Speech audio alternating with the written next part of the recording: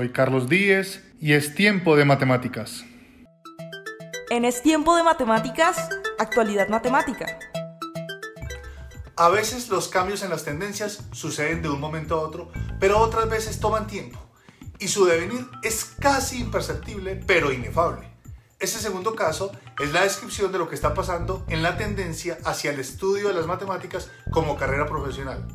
Y así como sucede con otras tendencias, primero se está manifestando en otros países del mundo, pero paulatinamente está llegando a nuestro país. En España, por ejemplo, hay una alta demanda por carreras relacionadas con las matemáticas, tanto que la calificación mínima para poder ingresar a estas carreras ha ido en aumento. También se ha notado una predilección de los aspirantes por carreras que combinen matemáticas con física o con informática. Pero no siempre fue así.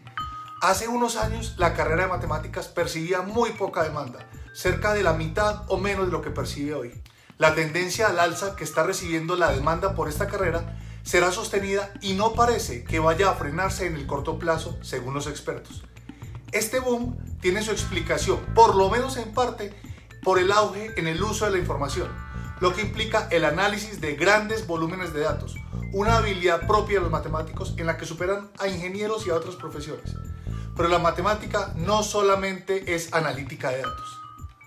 Ha habido y sigue habiendo otros campos de aplicación que han tenido renombre antes de este boom. Por ejemplo, la actuaría, que es una rama de las matemáticas que crea y aplica modelos estadísticos y matemáticos para la evaluación de riesgos en las industrias aseguradora y financiera.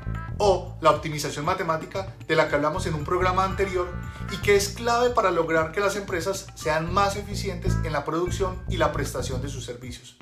Estos no son los únicos campos. También los matemáticos participan profusamente en el campo de la tecnología y, por supuesto, hay una altísima demanda de matemáticos en el campo de la educación, para mencionar solo algunos ejemplos. Esta necesidad de las matemáticas en el sector real se siente en las facultades, en donde incluso estudiantes sin graduar están obteniendo posiciones en las empresas. Esto hace que el índice de empleo de los matemáticos ronde el 100%. Los únicos graduados que no tienen un empleo activo son los que están aprovechando, además, las múltiples opciones de becas para estudios de posgrado que se encuentran en todo el mundo. El boom que viven las matemáticas está siendo sostenido también por la divulgación, cada vez más frecuente, asequible y cercana, como en este canal. Abundan los blogs, los canales de YouTube, las conferencias presenciales y virtuales, en donde se muestra una cara más real de las matemáticas, y digo más real porque la faceta que se muestra en los colegios no es tan real. Si hay una parte del sistema de las matemáticas que todavía no engrane con el mecanismo, es justamente el ambiente escolar. Los profesores de los colegios, en su mayoría, siguen presentando la asignatura como un asunto descontextualizado, inútil y sin sentido. Por eso es necesario mejorar esta presentación para que los estudiantes entiendan el real poder de esta ciencia en sus vidas y para la humanidad. Nos queda tarea por hacer. En Es Tiempo de Matemáticas, humor matemático. ¿Qué le dijo la recta al vector? Mi vida no tiene sentido. En Es Tiempo de Matemáticas, historias. Vuelven las conjeturas a Es Tiempo de Matemáticas. Hoy le toca el turno a una conjetura que dejó de serlo, ya que gracias a Gregory Perelman se convirtió en un teorema. Y digo que gracias a él porque fue él quien demostró su veracidad. Vamos por partes. Henri Poincaré fue un gran matemático francés que vivió a finales del siglo XIX y principios del siglo XX y quien en 1904 formuló la siguiente conjetura. Atención pues. Solo hay una variedad cerrada y simplemente conexa de dimensión 3 y es la esfera cuatridimensional.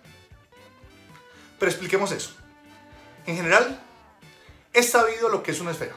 Por ejemplo, la superficie de una pelota de fútbol es una buena aproximación al concepto de esfera. La superficie del Sol es muy buena aproximación. La esfera es una superficie cerrada y simplemente conexa. Y como probablemente no me entendieron mucho lo que les dije, les dejo en la descripción el vínculo al fantástico canal del también fantástico divulgador Eduardo Sáenz de Cabezón, donde nos explica mucho mejor de qué se trata esta conjetura. Ahora, ya los matemáticos del siglo XIX conocían que la esfera era la única superficie de dimensión 2 en el espacio ordinario de dimensión 3, con estas características que enuncia la conjetura de Poincaré. Pero los matemáticos siempre nos gusta generalizar, y por eso este fue el problema que se planteó Poincaré. ¿Será cierto que en el espacio de dimensión 4 la esfera tridimensional es la única variedad de dimensión 3 que es cerrada y simple conexa? Es decir, se subió una dimensión. Esta conjetura compone la lista de los 7 problemas del milenio que el Instituto Clay de Matemáticas propuso en el año 2000. La solución de cada uno de estos problemas tiene un premio de $1.000.000. Por cierto, de esta lista solo se ha resuelto un problema, la conjetura de la que hemos hablado hoy. Pero recordemos que ya no es una conjetura, sino que es un teorema, porque Gregory Perelman, matemático ruso, lo demostró en 2006. Así las cosas, ustedes se deben estar imaginando que Perelman se volvió un hombre rico y que su vida cambió por completo al haber demostrado la conjetura. Pero no. Bueno, parte de eso es verdad. Su vida cambió, pero este matemático no aceptó el premio que conllevaba la solución del problema. Imagínense eso. Perelman ya había demostrado en 1994 otra conjetura, la conjetura del alma, que dice que uno puede deducir las propiedades de un objeto matemático a partir de pequeñas regiones de estos objetos llamados justamente alma.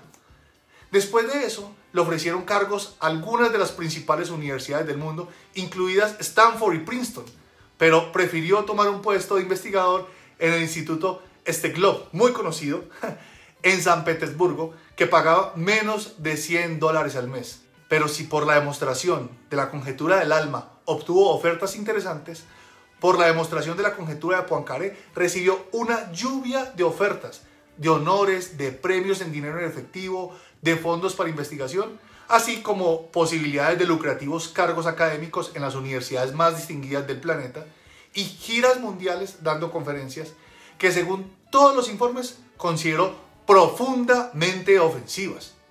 Al respecto, afirmó: la monetización del logro es el máximo insulto a las matemáticas. Consecuentemente, rechazó todo, incluida la medalla Fields, el equivalente matemático a un premio Nobel que le iban a dar por sus grandes contribuciones a la geometría y sus ideas revolucionarias, que le llevaron a su prueba sobresaliente. También rechazó un premio de la Sociedad Matemática Europea y el $1.000.000 que el Instituto Clay quería darle por solucionar uno de los problemas del milenio. Imagínense pues. Fue enfático cuando dijo: si la prueba es correcta, no necesito otro tipo de reconocimiento. En cualquier caso, lo lamentable para el avance científico, al menos en matemáticas, es que su vida realmente cambió.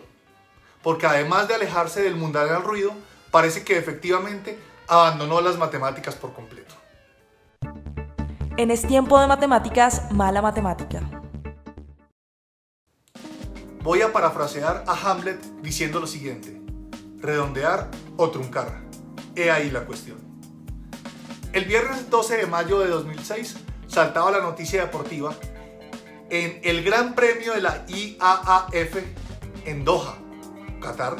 El norteamericano Justin Gatlin había batido el récord del mundo de 100 metros con un tiempo de 9.76 segundos, que mejoraba en una centésima el anterior récord, que estaba en posesión del americano Asafa Powell con 9.77, logrado en Atenas en 2005.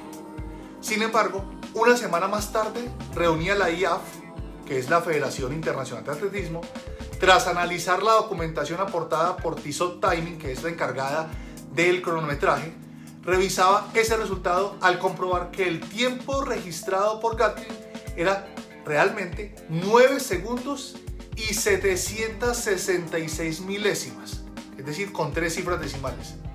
El redondeo a las centésimas dejaba la marca efectivamente en 9 y 77 centésimas, con lo cual Gatlin había igualado pero no mejorado el récord del mundo. Y es que como el tiempo de la competición oficial se mide con 2 cifras, pero el reloj registraba el tiempo con 3 cifras, era necesario aproximar el resultado. En el primer caso habían truncado, es decir, habían quitado la cifra decimal que no les interesaba, la milésima, de modo que el tiempo quedó como 9.76 y así sería un récord. Pero en el segundo caso hicieron redondeo, o sea que como la siguiente cifra decimal a la cifra que les interesaba, es decir, la cifra de las milésimas, la tercera cifra, era mayor que 4, era un 6, ya que el tiempo fue 9,766, entonces debían aproximar el 6 que estaba en la segunda cifra decimal a un 7, quedando el indeseado por Gatling, 9,77. Y alguien podría pensar que no hay mucha diferencia, pero creo que para Justin Gatling fue evidente que existió una gran diferencia. Aprovecho para contarles de un canal de YouTube llamado 1, 2, 3 por Laura, de una excelente divulgadora matemática colombiana, Laura Gómez. En su canal, ella tiene una muy buena colección de videos sobre mala matemática. Les dejo el vínculo en la descripción. Entonces, la tarea que les dejo es terminar de ver este video y correr al canal de Laura. En Es Tiempo de Matemáticas, Matemática Cotidiana. Si hay algo cotidiano en el mundo moderno, son las letras y los números.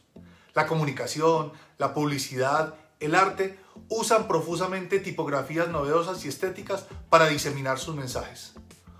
Una búsqueda sencilla en internet permite encontrar muchísimas tipografías y la lista va en aumento gracias, por ejemplo, a proyectos como 36 Days of Type, creado en 2014 por los diseñadores gráficos Nina Sanz y Rafa Goicoechea del estudio 36 de Barcelona. Ellos decidieron desafiarse a sí mismos creando algo nuevo cada día, nuevos diseños personales en torno a la tipografía y el diseño gráfico. Después, decidieron invitar a más personas a sumarse a este diseño. En palabras de sus creadores, el proyecto es una celebración de 36 días de la tipografía y la creatividad, animando a diseñadores, artistas visuales y creativos de todos los campos en un acto global, simultáneo de creatividad alrededor de la tipografía y de las formas de las letras y los números. Cada día estaría dedicado a una letra del alfabeto o a un número, siguiendo un calendario prefijado.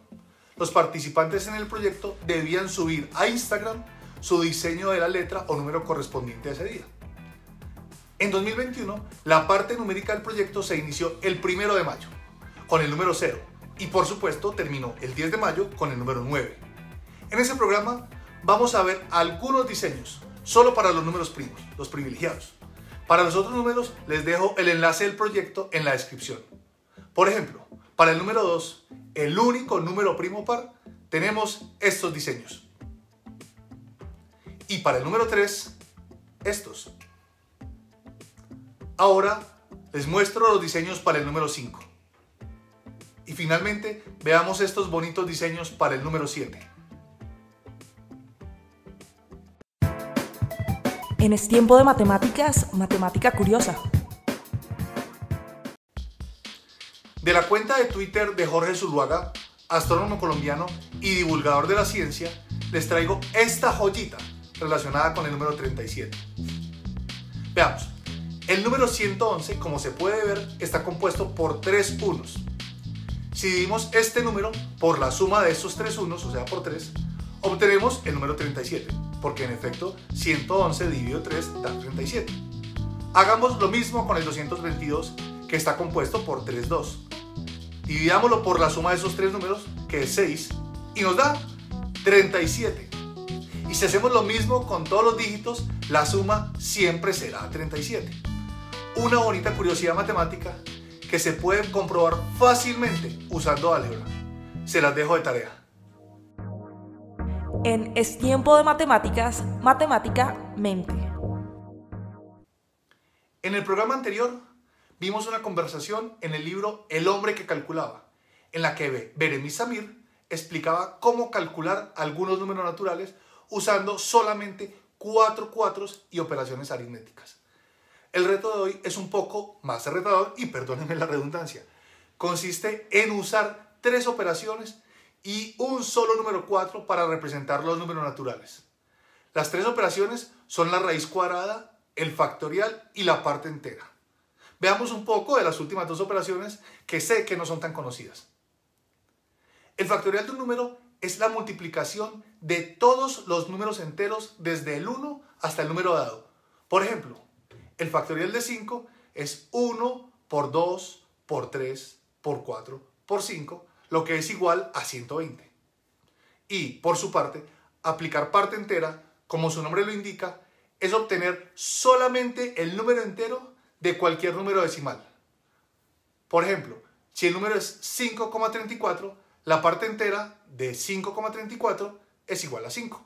Entonces repito, usando únicamente la raíz cuadrada, el factorial y la parte entera, calculen todos los números naturales que puedan entre 1 y 100. Bonito reto. En Es Tiempo de Matemáticas, la reseña. Para que lo conozcan, les presento a Adrián Paenza, matemático argentino y divulgador de la matemática. Pero Adrián no es un divulgador cualquiera. En 2014 recibió el premio Lilavati en el Congreso Internacional de Matemáticos por su labor en la divulgación de la matemática. Y lo digo con ese énfasis porque este es el premio más preciado para un divulgador de las matemáticas en el mundo. Ahora, antes de ser divulgador de las matemáticas, Adrián Paenza fue periodista deportivo, labor por la cual también recibió varios premios. Adrián ha hecho programas de radio y de televisión acerca de las matemáticas y es autor de bastantes libros en ese sentido. Y hoy quiero referirles una colección de ellos llamada Matemáticas, ¿estás ahí?, que han sido publicados en varios países del mundo y traducidos a diferentes idiomas. Esa colección chiquita de Adrián Paenza, no todos sus libros, sino la colección, tiene 5 títulos. Matemáticas, ¿estás ahí?, es el primero, que es sobre números, personajes, problemas y curiosidades. El segundo es Matemáticas, ¿estás ahí?, episodio 2. Muy genial el nombre. El tercero es Matemáticas, ¿estás ahí?, episodio 3.14. Mejor nombre. El otro es Matemáticas, ¿estás ahí?, episodio 100. Y el último es Matemáticas, ¿estás ahí?, la vuelta al mundo en 34 problemas y 8 historias. Les dejo el enlace en la descripción. Y terminamos como siempre citando. Las matemáticas no conocen razas o límites geográficos. Para las matemáticas, el mundo cultural es un país. David Hilbert.